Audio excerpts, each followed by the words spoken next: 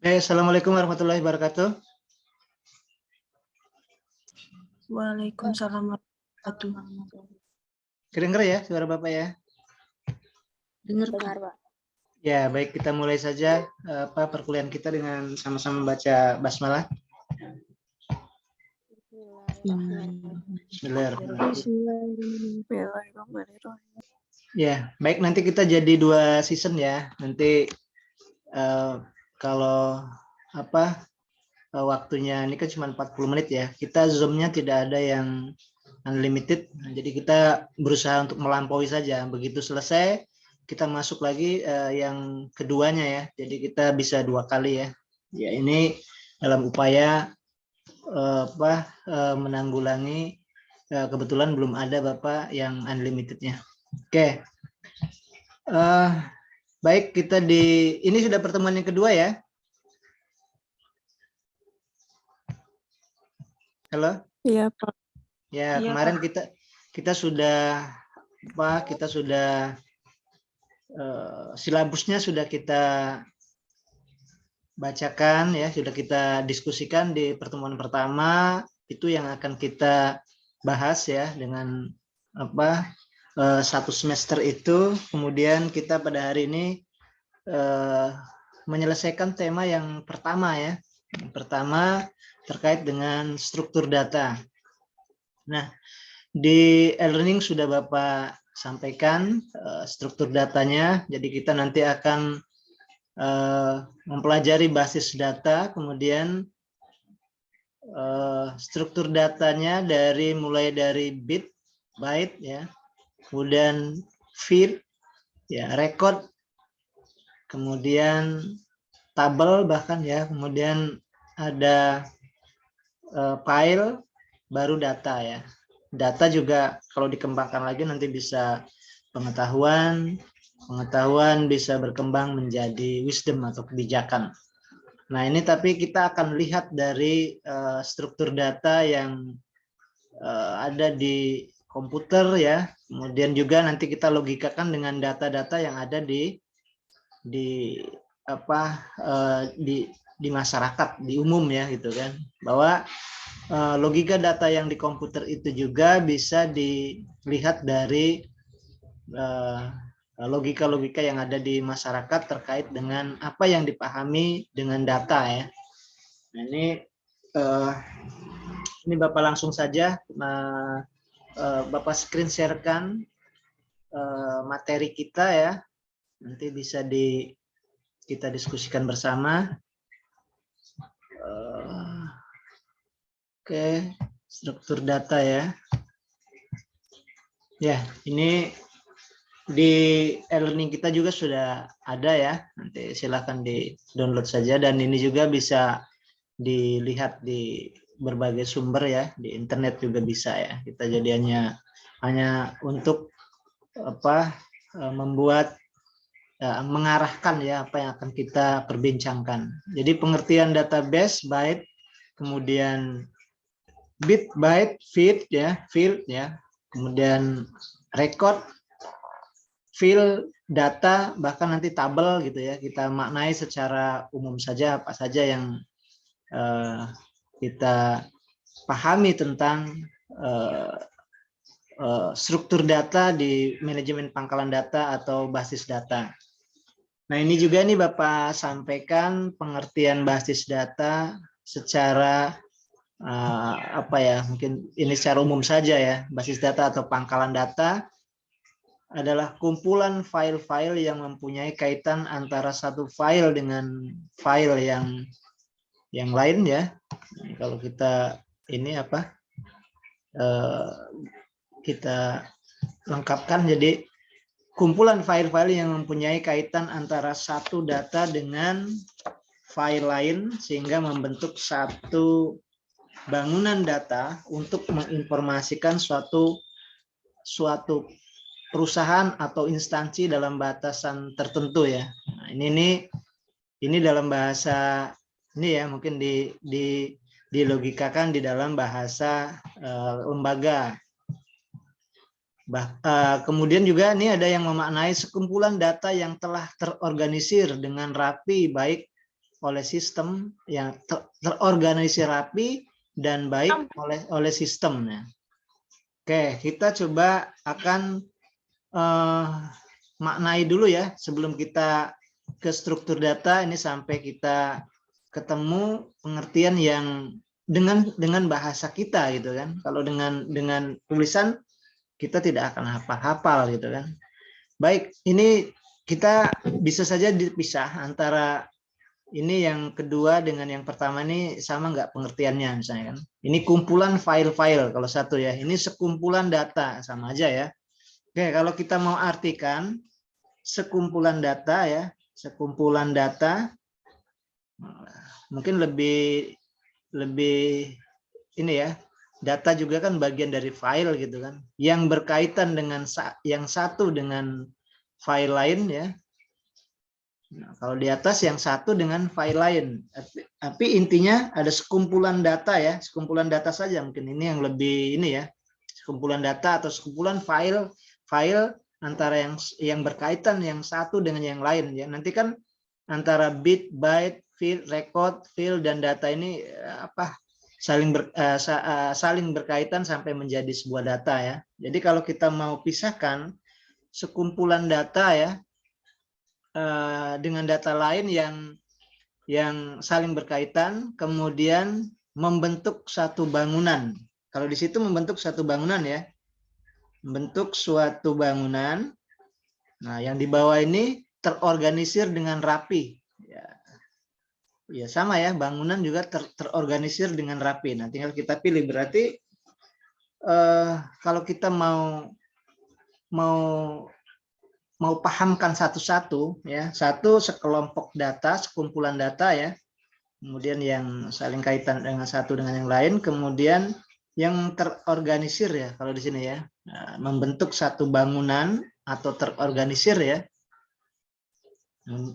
yang terorganisir saja mungkin ya, ini lebih ininya ya, terorganisir ya, yang terorganisasi gitu kan, terorganisir kemudian dengan rapi ya, di atas juga dengan rapi, kemudian dengan rapi, kemudian membentuk satu bangunan, oke, dengan rapi ya, untuk menginformasikan suatu perusahaan atau instansi dalam batasan tertentu. Oke, di atas. Kalau di bawah itu dan baik oleh sistem ya. Ya, terorganisir baik dengan oleh sistem mungkin ini untuk menginformasikan ini informasi saja terakhirnya ya, yang dapat menginformasikan kepada semua pihak atau instansi gitu aja ya. Pihak berarti informasi ya, yang dapat dengan tujuan atau ya menginformasikan ya. Oke, kalau kita mau bulatkan pengertian itu ada 3. 1 berarti kumpulan file-file atau data, kemudian yang terorganisir ya, atau dengan rapi ya, disusun dengan rapi dalam rangka untuk menginformasikan atau misalnya yang bisa digunakan oleh lembaga atau masyarakat, nah gitu juga ya, yang bisa dilembagakan, yang bisa digunakan oleh pribadi, masyarakat dan masyarakat ya, lembaga masyarakat atau masyarakat. Ini kita dalam begitu ya, dalam rangka memahaminya ya, karena kita ingin mendapatkan satu pengertian yang kita paham sampai kapanpun gitu kan. Jadi jangan kalau melalui tulisan ini ya, kita kadang-kadang malas menghafal gitu kan dengan bahasa kita. Jadi kumpulan data atau kumpulan dari file-file yang saling berhubungan antara satu dengan yang lainnya, yang terorganisasi dalam sebuah sistem yang dapat digunakan oleh pribadi, lembaga atau masyarakat. Itu juga sudah bisa dianggap sebagai basis data ya.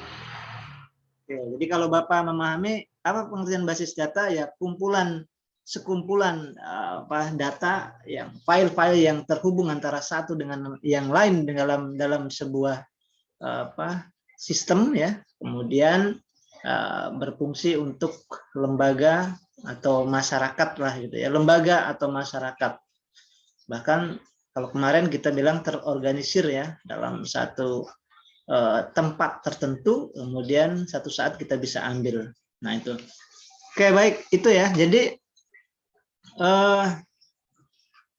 itu pengertian secara sederhananya. Nah, Bapak juga pengen lihat pendapatnya dari yang ya ini ya perwakilannya. Nanti kita masuk ke dalam struktur datanya. Dan begitu ya, untuk mengertikan struktur datanya juga mulai dari bit, byte, feed, record, file, dan data, kita yang memahamkan pengertian itu ya. Jadi kita baca dulu, bahkan mungkin dibaca berulang-ulang, kemudian lepas dari bacaan itu dengan narasi kita. Nah, jadi kita bisa paham dengan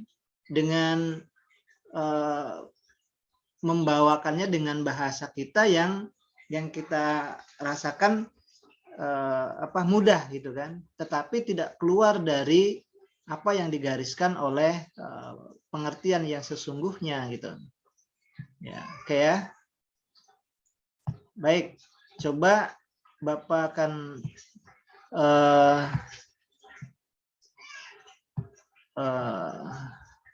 ini ya, coba salah satu dari ya ini, satu dari putra, satu dari putrinya.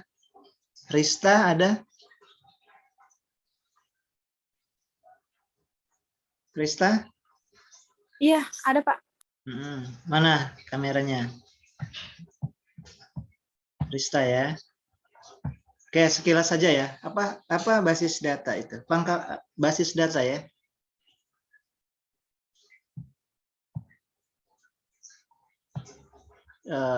Iya, basis data ya. Pengertian basis data apa?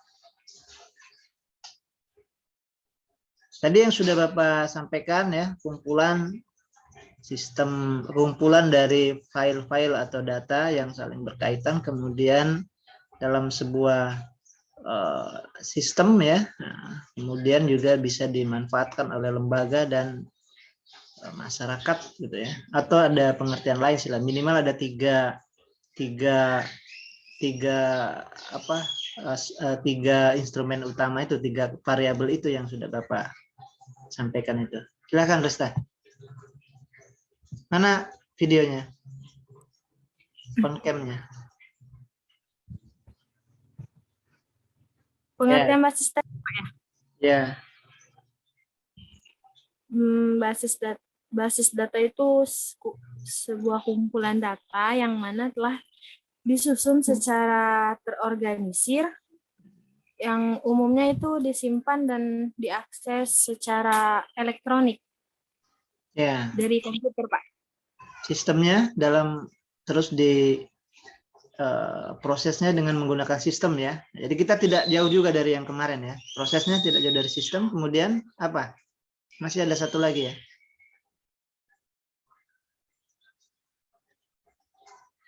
Apa? Coba sekali lagi. Sebuah kumpulan data yang disusun secara terorganisir, yang mana umumnya itu disimpan dan diakses secara elektronik dari komputer. Ya. Ya baik, karena kemarin kita sempat berdebatkan bahwa karena basis data itu pasti dalam sebuah sistem dengan adanya kemajuan teknologi yang sekarang gitu ya, karena bisa saja basis data itu kita buat pengerjaannya dalam manual, misalnya seperti katalog buku kan, ada katalognya, kemudian data-datanya disimpan di rak, kemudian kita ambil, tetapi lebih familiar lagi di sekarang basis data itu ya sudah menggunakan komputer, jadi kemudian data-datanya tersimpan dalam satu basis data ya, baik di drive maupun di website, kemudian menelusurnya dengan OPAC ya, Land Public Access Catalog misalnya kalau kita di perpustakaan, baru kita telusur ya. Nah, jadi ke sumbernya di dalam satu sistem yang proses secara elektronik tadi ya, kemudian dengan menggunakan komputer ya, boleh ya. Yang ini juga hampir mirip saja gitu ya, karena ini lebih kemungkinan itu yang mengartikan basis data secara umum ya di masyarakat gitu kan. Kemudian yang kalau secara tinggal kita lihat dari sudut pandang mana gitu ya. Komputer, sudut pandang komunikasi juga mungkin bisa diartikan ini basis data dalam bidang komunikasi misalnya apa gitu kan, kumpulan juga data-data yang terkait dengan bidang komunikasi, kemudian ya juga yang penting tersimpan dalam satu ruang tertentu, terorganisir ya, kemudian diproses secara elektronik dengan menggunakan sistem komputer gitu ya. Ya, oke itu ya. Baik, itu tadi dari Rista ya. Satu lagi saja dari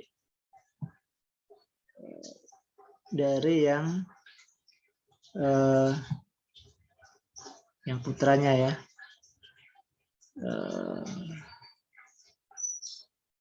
Ini masih ada yang belum ini apa ya? 17 orang ya. Berarti Rivaldo ini lah satu ya, yang cowok ya. Ya Rivaldo silakan.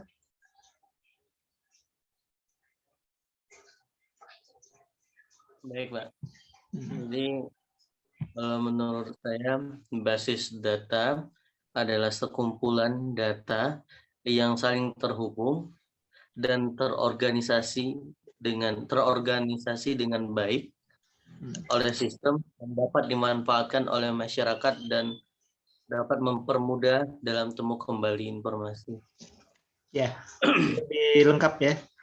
Jadi ada kumpulan terorganisir, kemudian ada manfaatnya masyarakat, bahkan ada tadi dikatakan dengan untuk mendapatkannya juga prosesnya dengan menggunakan temu kembali informasi ya.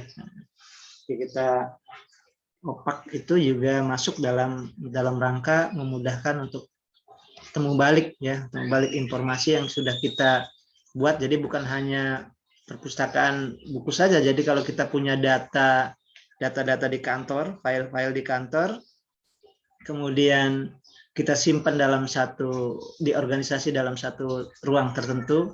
Kalau sekarang misalnya di data-data kayak kemarin Bapak ada resertifikasi ISO di fakultas, itu data-data sudah disimpan di dalam drive gitu kan. Nah, berarti itu basis datanya di drive Google Drive ya. Nah, Google Drive. Kemudian pada saat asesornya minta data gitu, mana data presensi kelas gitu kan. Nah, kita tinggal linkkan ke drive kita itu langsung bisa muncul kan. Terus kita mana data akreditasi prodi juga muncul. Jadi temu balik informasinya sudah ada dengan sistem yang dibuat itu bukan perpustakaan tapi juga data-data lain. Jadi tinggal kita yang mengolahnya ya, apa dalam bentuk temu kembali datanya menggunakan metode apa gitu kan. Bahkan kemarin Bapak sampaikan bukan di Google Drive ya, Bapak tampilkan saja kita ini Pak, kalau dosen kita ngajar ada e-learning, nah berarti basis data di e-learning ya, baik presensi, kemudian dosennya kehadiran, nilainya misalnya, kemudian masuk di simaknya ya, simaknya Bapak buka nih datanya di sini. Kalau misalnya mau sebagai PA-nya misalnya di situ ya, penasihat akademiknya siapa yang jadi penasihat akademiknya, ACC-nya dari sana, kemudian nilainya inputnya langsung dari sana gitu kan. Lalu kemudian terakhir dilaporkan di LBKD, basis datanya di LBKD mulai dari penugasannya sebagai dosen, kemudian mengajar di kelasnya, nilainya, soal UAS-nya, soal UTS-nya. Nah, itu kan basis datanya di 3 tempat itu. Nah, kita tinggal proses pencariannya, temu balik informasinya dengan cepat ya, dengan metode apapun. Oke, baik ya. kita lanjut lagi ke struktur datanya ya, karena ini basis data ini pernah kita perbincangkan ya. Jadi pengertian yang dari berbagai pandangan ya silakan saja, nanti intinya ada kesamaan ya. Jadi dari kalimat apapun yang itu kumpulan data tadi ya, itu kumpulan data. Mungkin dari pengertian tokoh lain juga seperti itu. Nanti di belakangnya tinggal dikembangkan lebih lengkap lagi. Oke ya. Nanti kalau begitu terputus kita langsung nyambung lagi ya. Siap-siap yang di keduanya. Oke. Ini dalam rangka ya upaya ya melampaui kita ya. Kita tidak bisa itu jadi satu-satu jalan adalah itu. Tapi tetap ya bisa kita secara langsung memanfaatkan yang memaksimalkan teknologi yang ada ini ya. Oke, ini langsung saja ya. Kita akan coba telusur satu persatu yang ada di dalam struktur data ya, dari basis data. Oke, struktur data ya. Saat membuat database ya, tadi kita sudah berbicara masalah database. Kita perlu ini kalau dalam kalimat ini kita perlu data yang benar supaya data yang dihasilkan tidak salah atau tertinggal ya. Ini bahasa ini ya. Dan yang sudah terkumpul berikutnya dibuat menjadi sistem basis data yang pengertiannya sudah tadi kita sampaikan bersama. Di dalamnya ada beberapa bagian penting. Bagian dari struktur yang dimaksud adalah field, record, table, file, dan data. Nanti kan basis data di dalamnya itu yang ada ada field, ada data ya, ada file. Nah ini kita juga tentu akan mendiskusikannya ya. Jadi data, jadi kan kumpulan data yang strukturnya yang paling kecil yaitu namanya bit ya. Nah ini kita pahami saja lah ya, di bit ya tulisannya ya. Kalau di musik note gitu kan. Nah kalau di data kita bit, kalau di musik begitu satu note ditekan berarti akan nanti menyebabkan akan muncul nada, bait, syair gitu ya. Tapi kalau di data juga seperti itu, ketika bit diciptakan. Nah ini kita baca dulu aja ya. Bit adalah satu sistem angka biner yang terdiri dari atas dua macam nilai saja, yaitu 0 dan 1. Ya, kemungkinan ya kalau kita mau ngetik tertulis angka, kalau tidak kita tulis berarti tidak akan jadi sebuah data gitu. Tapi kalau kita mulai ngetik, mau membuat nama lembaga misalnya UIN Universitas, berarti huruf U itu sudah satu karakter, berarti kan kita, nah itu yang nanti akan berkembang gitu. Itu memahaminya mungkin ya. Memahaminya secara sederhana ya. Kemudian sistem angka biner merupakan dasar yang dapat digunakan untuk komunikasi antar manusia dan mesin ya, komputer, yang merupakan sekumpulan komponen elektronik yang hanya dapat membedakan dua keadaan saja, on dan off ya. Berarti kemungkinan kalau yang 0 itu off tidak jadi ya, on tindakan berarti kan jadi ya. Bit adalah unit terkecil dari pembentukan data ya. Jadi ya bit terdiri dari on atau off gitu, mau melakukan apa tidak gitu. Nah gini ya, kalau kita akan melakukan langsung action berarti ya akan tercipta nanti byte, kemudian record sampai data gitu. Kalau tidak ya selesai ya, jadi urusannya 0 gitu kan, off kan. Oke, jadi itu yang kita pahami sebagai bit ya, Nah, jadi kalau kita ada nanti mungkin pas di berbentuk file, kalau ada megabyte ya, megabit, nah, jadi mungkin berapa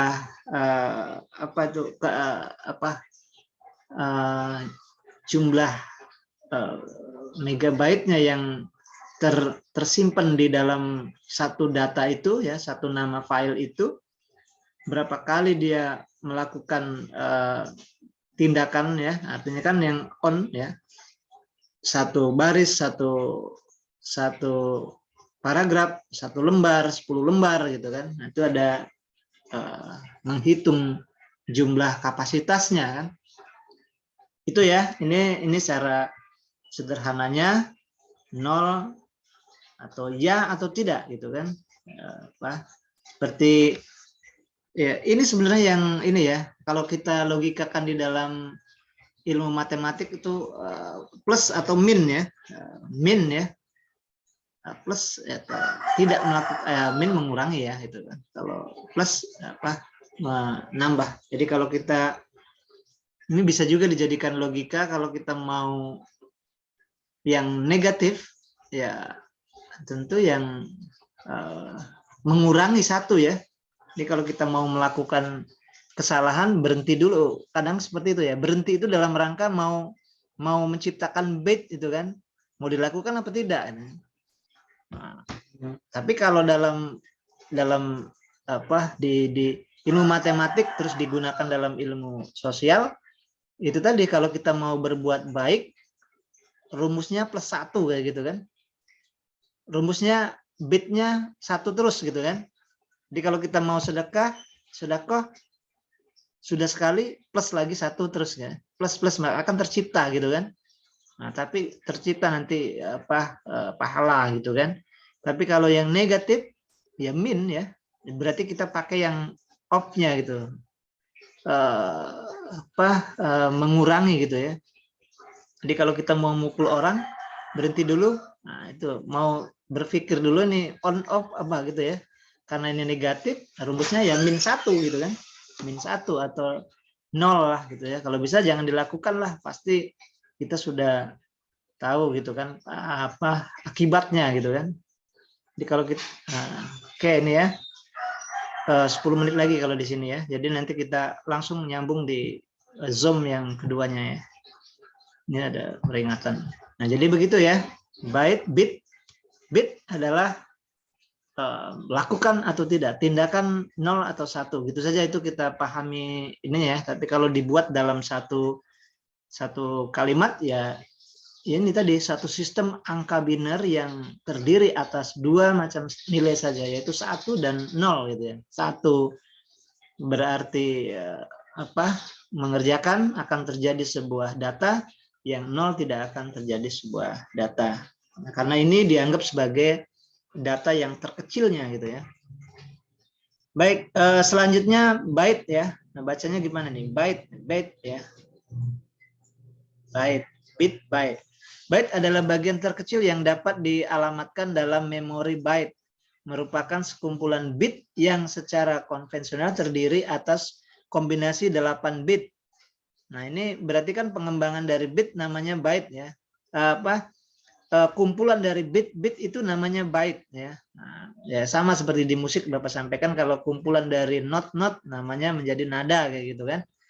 Nah, kalau di sini kumpulan dari bit, angka-angka yang kita kerjakan, kita lakukan, dia akan membentuk sebuah byte ya, byte.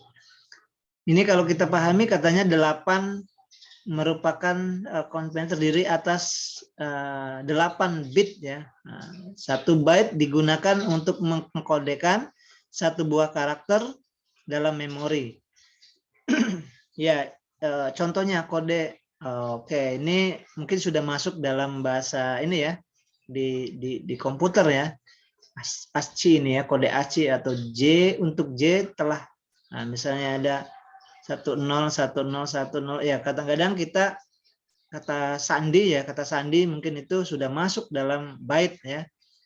Nah, jadi kumpulan dari bit-bit angkanya, baik karakter, baik angka, baik apalagi yang mungkin tanda-tanda simbol-simbol, nah bisa dijadikan juga sebagai kumpulan dari byte ya.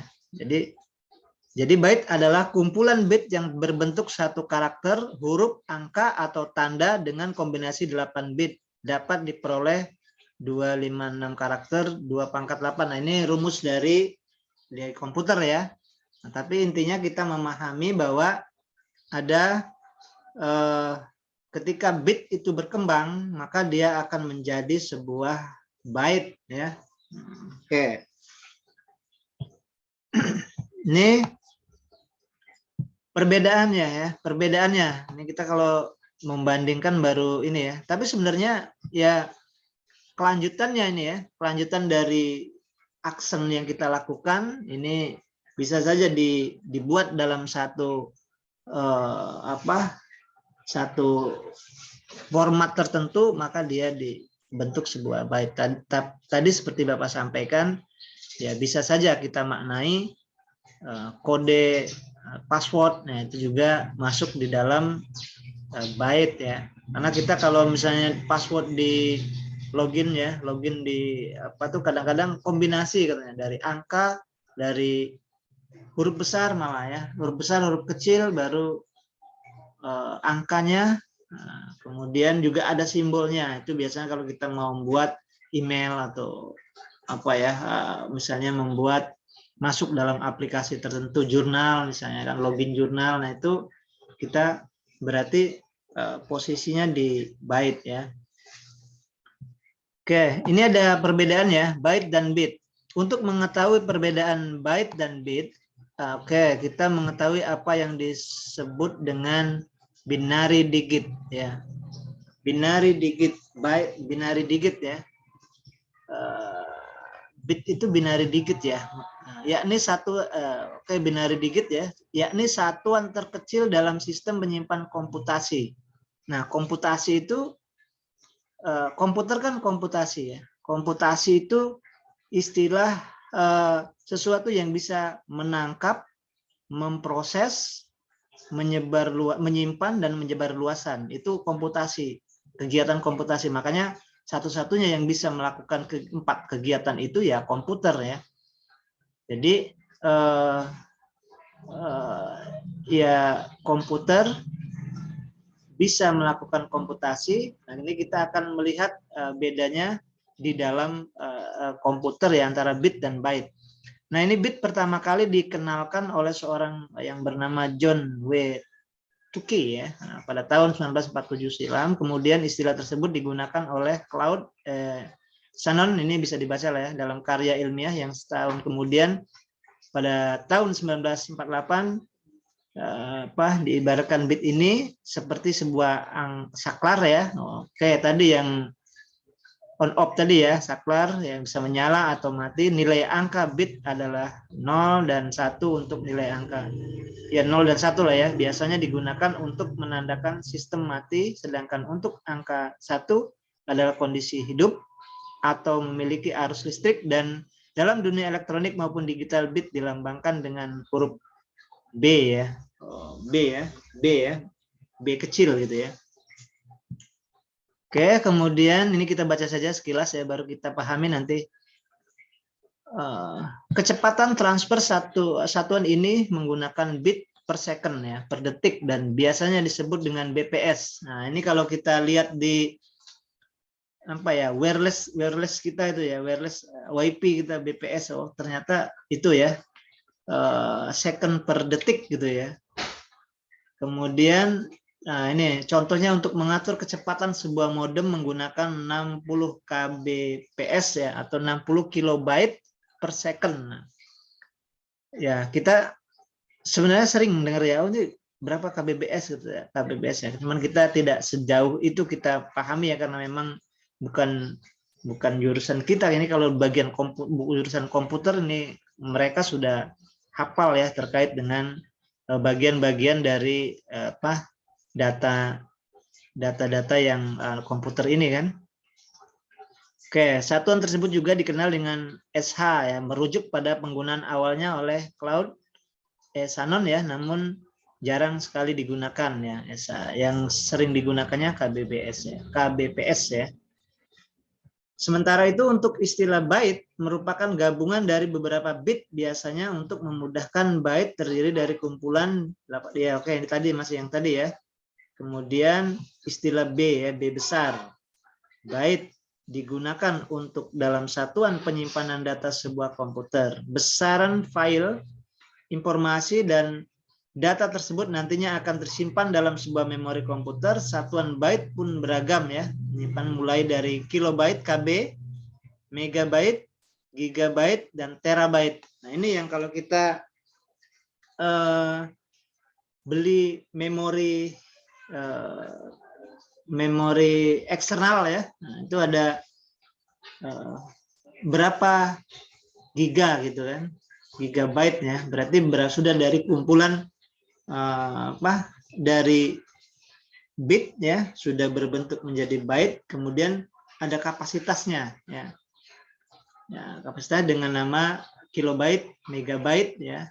KB dulu pertama ya, kilobyte. Kalau kita lihat oke, misalnya kita lihat data saja ya. Ini salah satu ada contoh data. Ini kalau ini anggaplah ini ya. Bapak akan contohkan misalnya kita lihat data di di komputer ya. Di komputer ini misalnya ini kelihatan ya? Kelihatan, Pak. Ya, oke. Kita Pak. Mungkin yang sederhana, karena di komputer ini kan data. Biasanya kita nyimpen data gitu ya. Ini dalam satu folder, misalnya ini LBKD ya. Atau ini dari yang download aja. Kita ngelihat berapa besaran ini ya. Ini kalau kita lihat di view-nya kan ada yang di detail yang sudah ada ukurannya ya. Ini berkas misalnya kuliah kelas offline, ini gambar ya. Nah, ini kan 420 KB, berarti kilobyte ya. Artinya kita masih kumpulan antara bit dan byte ya. Nah, kemudian kita maknai nama satuannya kilobyte karena dia sudah nyampe 100 ya paling kecil ini sudah KB ya. Sudah kilobyte ya. Sudah itu biasanya satu